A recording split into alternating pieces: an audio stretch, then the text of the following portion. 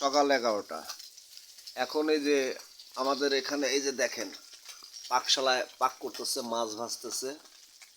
ঠিক আছে, ওই দেখেন মাছ ভাজতেছে। হ্যাঁ, আবার মাছ ভাজার সাথে সাথে এই যে দেখেন দুধ চা দিয়ে তিনি আবার ওই যে রুটিও খাইতেছে।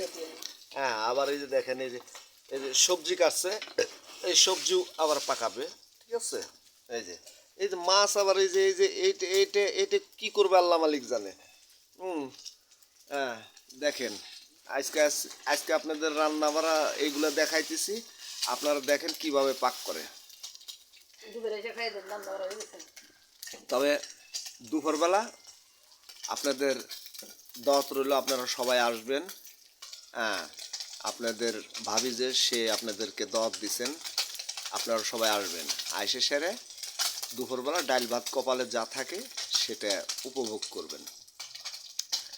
তবে আপনারা আশা করি সবাই ভালো আছেন। সকালবেলার ভিডিও তবে আপনারা সবাই আসবেন। এই যে ভাবি আমাদের ওই যে লাল চা খায়, ওই যে লাল চা হাতের নিচে রুটি ভিজাই খাইতেছে। ঠিক আছে, এটা হলো আমাদের সকালবেলার নাস্তা।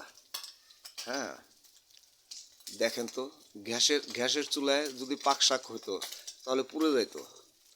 আর এটা এই ধুমে হয়, আবার একলাই জাল জ্বলে। দেখেন তো কি সুন্দর। আর এই খড়ির চুলার পাকগুলি সুস্বাদই অন্যরকম। এত সুন্দর খাবার হয় যা তুলনার বাইরে। তবে আপনারা সবাই ভালো থাকবেন, আমাদেরকে ভালো রাখবেন। তবে আপনাদের দুপুরবেলা দাওয়াত রইল।